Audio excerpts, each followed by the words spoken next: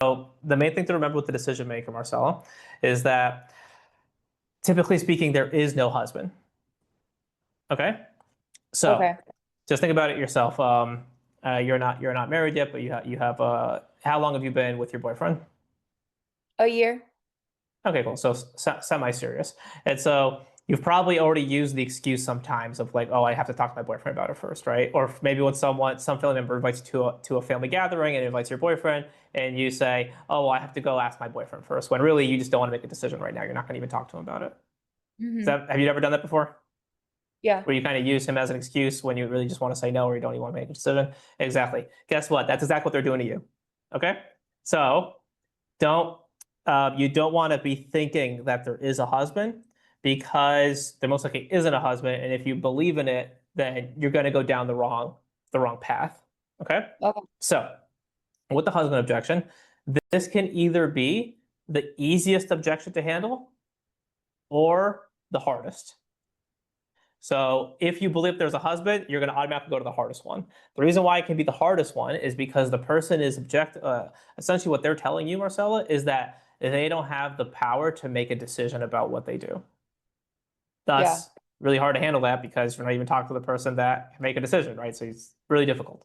So what we're going to try to do is try to lean in on the other option, where there is no husband, right? And 80% of the time, there is no husband. So the very first thing, the reason why I'm teaching you this right now, even though you want to talk about the money one, is because it's really, the first two steps are really easy. So the first two steps, by the way, is no husband. Okay. And as we go deeper down, it gets harder and harder and harder. Okay. So first thing you're going to say, Alicia, what is the first thing we say when someone says, I got to talk to my husband? What is the automatic response to that? The automatically response is, what if your husband said no? Perfect. Awesome. So don't forget, we are now, Alicia knows this, Marcella, with objection handling, right? We have the 3 A's. So first we acknowledge them, then we say essentially the objection handle, and then we do the ask, right? So when we practice objection handling here, we're not going to do like the acknowledge and stuff like that, just because it's going to be a long time. But essentially we'd say like, oh, Marcella, that makes a lot of sense. I'm just curious, what would you do if he said no? All right. So Marcella, what do you say when they say, I got to talk to my husband? I'm curious, what would you do if they said no? Perfect. Awesome.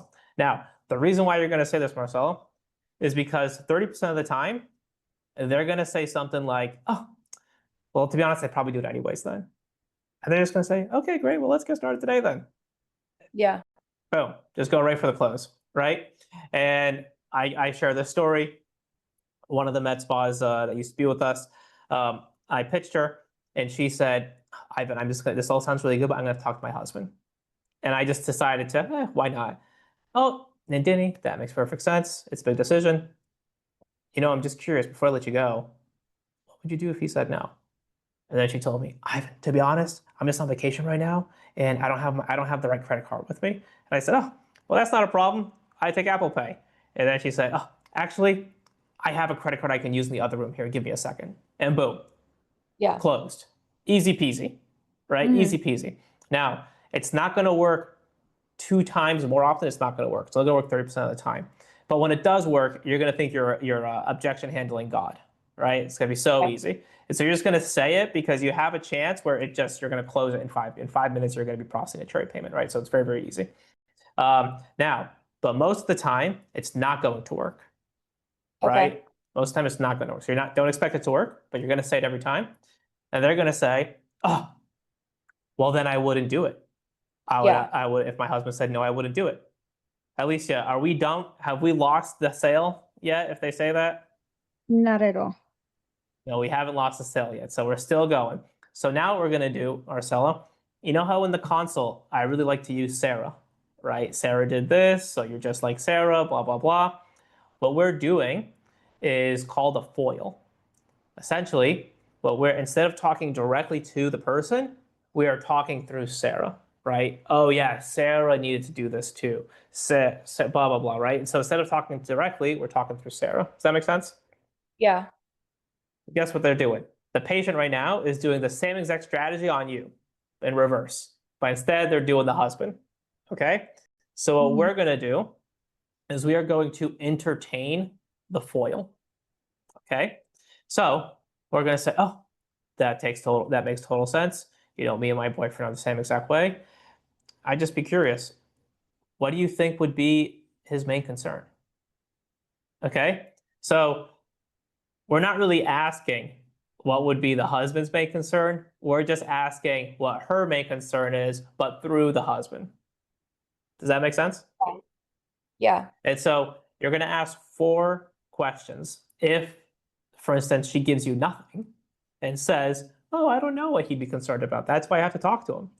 Then you can be like, oh, well, what would happen if what would make him say no? So you're going to go the negative route, right?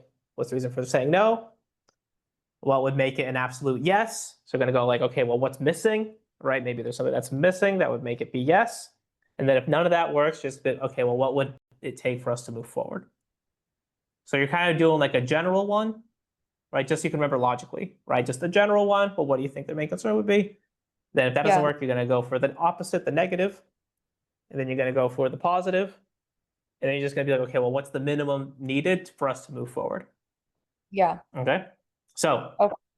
you can probably see, Marcella, that if you ask all these 4 questions, the probability that they give you something in one of these questions is pretty high, right? And so that's why 80% of the problems, cases, are gonna get solved here. Okay. Okay. And what you're gonna do, Marcella, is when they tell you, oh yeah, I think he's just be concerned about the swelling because we have a lot of weddings planned soon, or something like that. Boom. That's the objection. It's the swelling around the weddings. So what you're going to do is you're going to get out of here and handle that real objection. So if they say, for instance, oh, Angelica's joining, the salesperson I was talking about. So if they say, oh,